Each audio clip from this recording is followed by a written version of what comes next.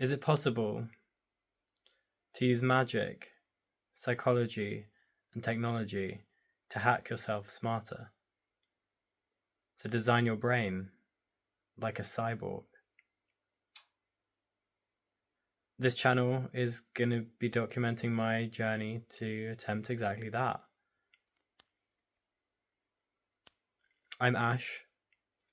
I'm a post-disciplinary designer, and I'm going to attempt to use design, tech, magic, AI, and neuroplasticity to heal and strengthen my brain and overcome issues with focus, motivation,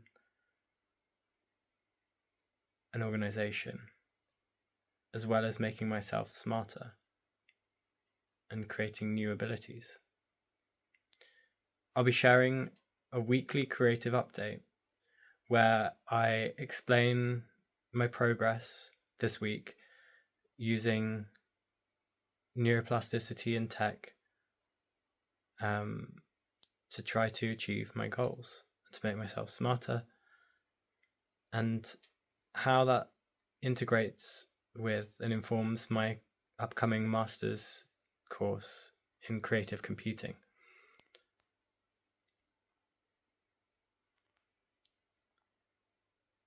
I'll be designing assistive tech and tools to help me to change my brain to enhance my focus, motivation, and cognitive functioning. As a cyber witch, I find it so fizzy to try to combine tech with magic, because I think tech is magic.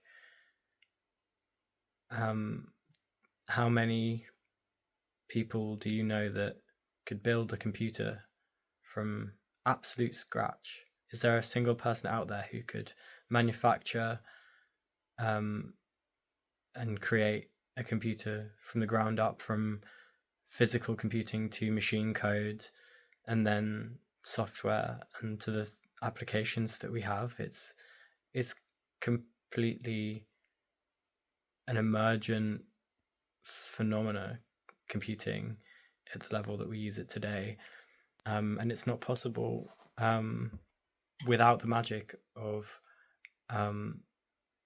emergence and in humanity,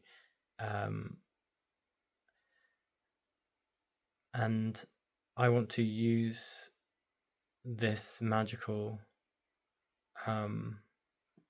magic and approach to make myself and hopefully eventually other people smarter.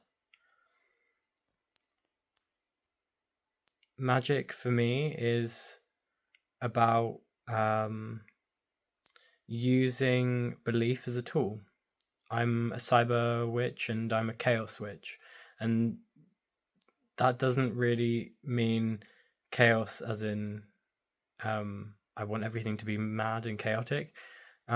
Instead, it's more about postmodern magic. The idea that we can move between different models of magic when needed to create systems that make your brain do what you want it to. It's the idea essentially of the applied placebo effect. The placebo effect is magic. The placebo effect can cure diseases through pure belief, and the nocebo effect can do the opposite. And I think instead of fighting against these things as strange phenomena, we should utilize them. Just as science in the past has come from realms that were previously occult, as chemistry was born from alchemy, and psychology was born from philosophy and spirituality, and our recent approaches of neuroscience and psychology, and now borrowing from previously occult practices such as meditation and visualization. Magic is the art of working with what we don't understand. It's the science of working with things that we don't fully have reasonings for and understanding. And I like to use the Jungian style mostly, a psychological model often of magic, in that of working with subconscious archetypes of the collective unconscious and of our own unconscious, of working with symbols through action. Now that's a little piece on what magic means. But I think neuroplasticity is another one of the key players here. Neuroplasticity is also very magic. It's how in every single action we shape our brains. We rewire our brains with every action and every thought to create the new brain, a new self that will then continue on. And we do this every moment of every day, in every decision and thought that we make and allow. And I think that there's an incredible amount of power to that, how much we can shape our brains constantly. And there's an awful lot of evidence showing that people can recover from extreme cognitive deficits, from degenerative diseases,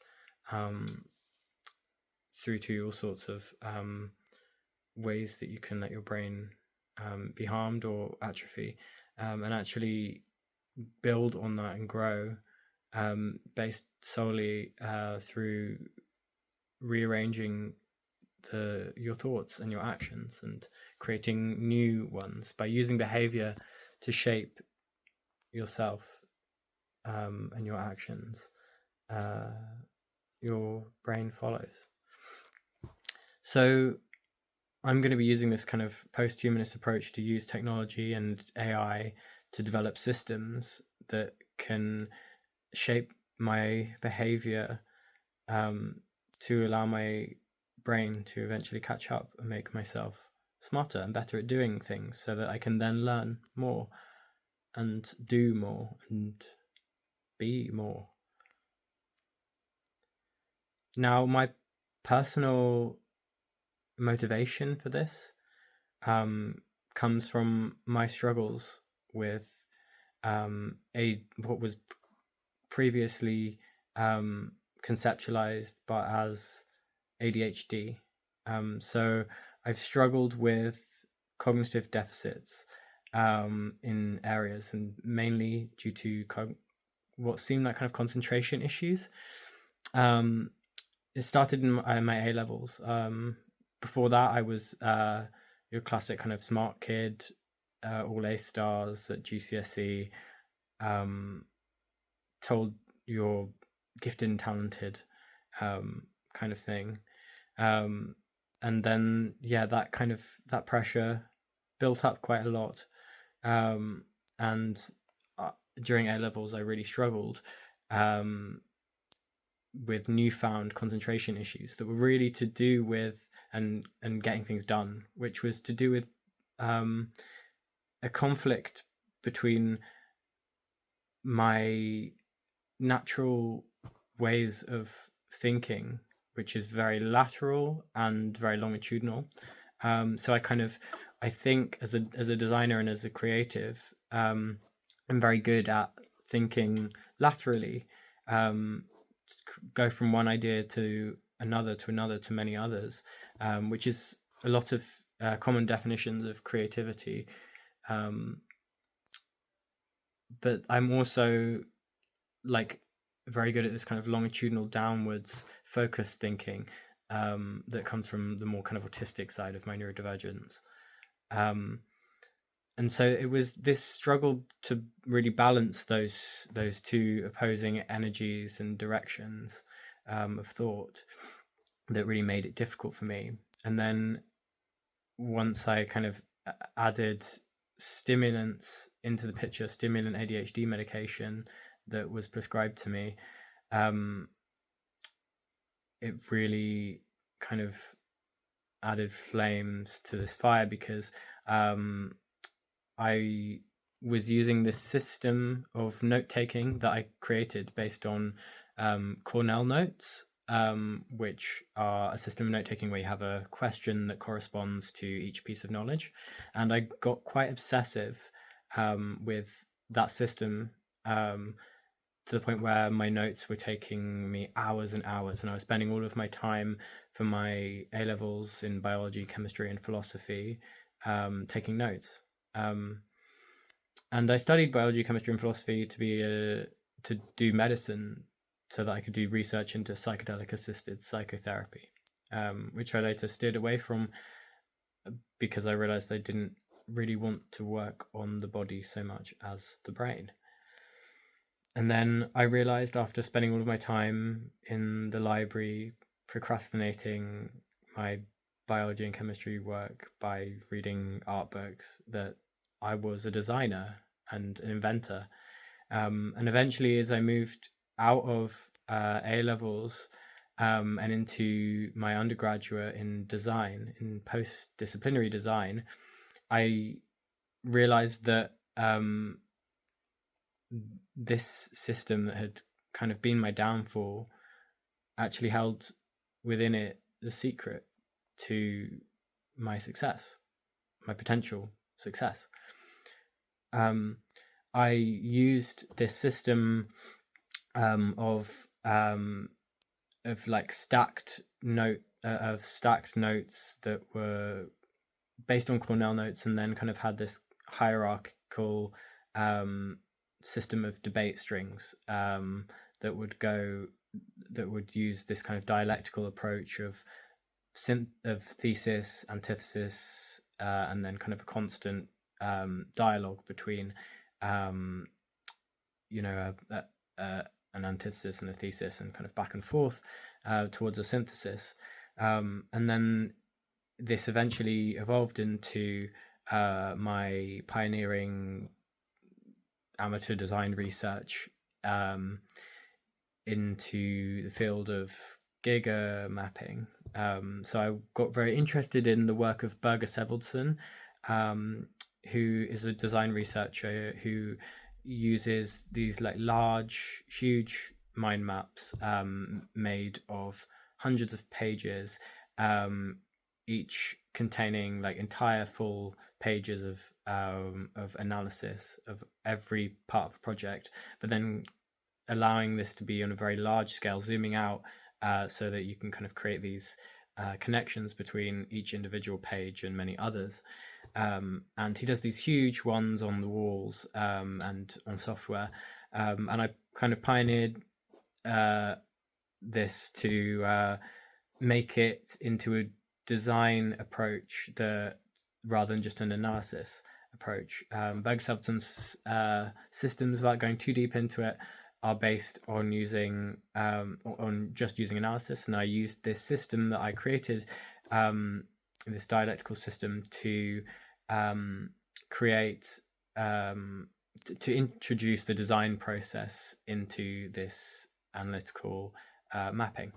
And I created a system which I call meta mapping, which you can read about on my website, ashmg.design.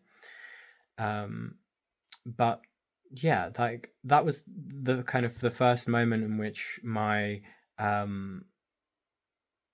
took an approach of using design to work with my neurodivergence and create tools that could help expand my processing and ability as a designer as well, and my creative capacities. And so moving on from my undergraduate, I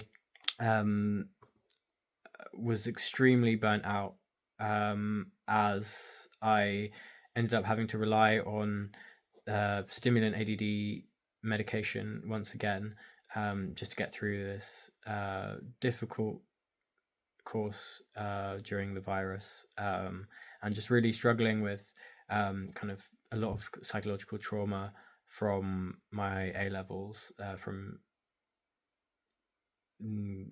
the kind of crash and burn almost of not achieving what I wanted to achieve because of these psychological and cognitive issues. And so I was really just kind of, frying my brain with these medications, as many students do, really. I wasn't necessarily abusing them, but I think that using them even as intended is a form of overclocking the brain that people don't really talk about, because normally people take them for a very long period of time and advised to keep doing that, and then eventually up the dosage as it stops being as effective, and then upping the dosage. And this can lead to really extreme burnout, and like neural pathways just getting fried, because what people don't really talk about in deep in the shadow of the psychopharmaceutical complex is all of the burnout and like burning of the candle at both ends that really comes with using stimulants for ADD. And there's many like problems that I'm sure I can go into in another video with that I have personally with the psychological the psychopharmaceutical complex and their approach to using medication. I'm not against it. I'm not against medication, and I'm sure that I could well end up using medication again at some point. But what really inspired me to take this active approach to neuroplasticity was my most recent period of using another ADD medication for only 2 months after a long period of taking it out and stopping and trying to recover from this kind of brain fog. And I decided to apply for the MA that I'm about to start, the master's course. And to be able to do that application, I started this new medication, and it really just completely annihilated my brain. I stopped it about 3 months ago, and my brain is still really catching up. I'm really dealing with this kind of slowness and just being completely fried from the medication. And just when I'm about to start this complex and complicated master's course in creative computing, so I'm going to be learning from scratch coding, which I've not really done before properly. I've done coding projects before, but I've not really learned too much based on the way that the system at my uni worked. There wasn't much time to learn very much. It was very more kind of project oriented and teleological, I suppose. But in the next 2 weeks, I'll be coming to grips with things like Unity, C#, Python, machine learning, and electronics, and finally filling the gaps in my technical skills that I so desperately want. Because I am a cyber witch at my core. I love creating things with the digital ether. I think that the digital ether is completely spiritual, and the ether, I think that we with AI especially are creating digital gods. We have created with Google, or it has created itself, digital demigods and gods, really, that can answer our every prayer whenever we want, simply from speaking those magic words out loud. Okay, Google, and it'll answer any question. And of course, as we move into machine learning and the popularity of systems like ChatGPT, we're really seeing how the world is going to change. So we create these kind of omniscient, almost omnipresent presences. And I think it's, as many problems there are with these great systems that we're creating, I think there is so much potential and so much excitement. And I think it's easy to worry that creating these smarter things and relying on the intelligence of AI and machines will diminish our intelligence. I say no. I say this is a chance to really seize that intelligence and claim it for our own and integrate it into ourselves and become cyborgs, to outsource the kind of processing that our fleshy meat computers don't do well, to allow us to have more creative control over what we actually want to process, and to be able to come up with ideas and process things and learn things in a way that we never have before, that was never even imaginable before, and at a rate that was never even conceivable. And I think with that comes amazing, really, really exciting prospects for assistive technology, and cyber witchery.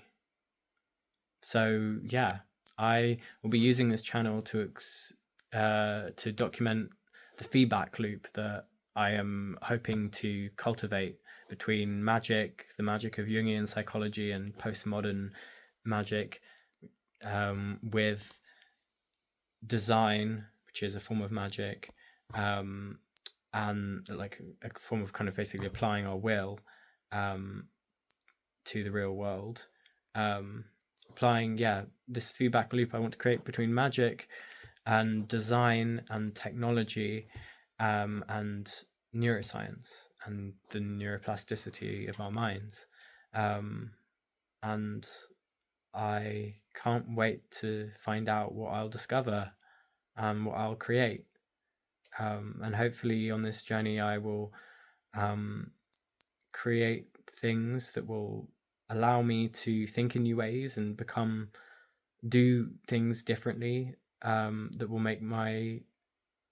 open up my capacity of what I can do with my actions and my behavior in a way that I can use and design to ensure that neuroplasticity will fill in these gaps and allow my brain to get better at doing those things, to strengthen, to make me smarter and more able at doing these things, which will then in turn allow me to do even more things.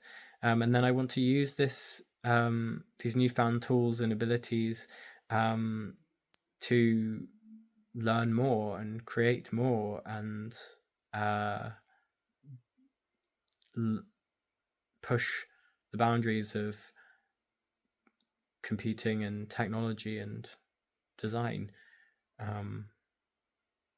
to learn how to create things to allow me to learn skills, to manifest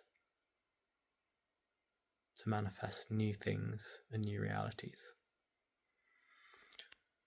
And I invite all of you on this journey with me, and I look forward to sharing with you my weekly updates, and hearing about your analogous journeys. I'll leave below in the comments the community that I'm working on creating for people who are interested in taking an active approach to using neuroplasticity to make ourselves smarter. So thank you for listening, and look forward to seeing you on this journey. Goodbye for now.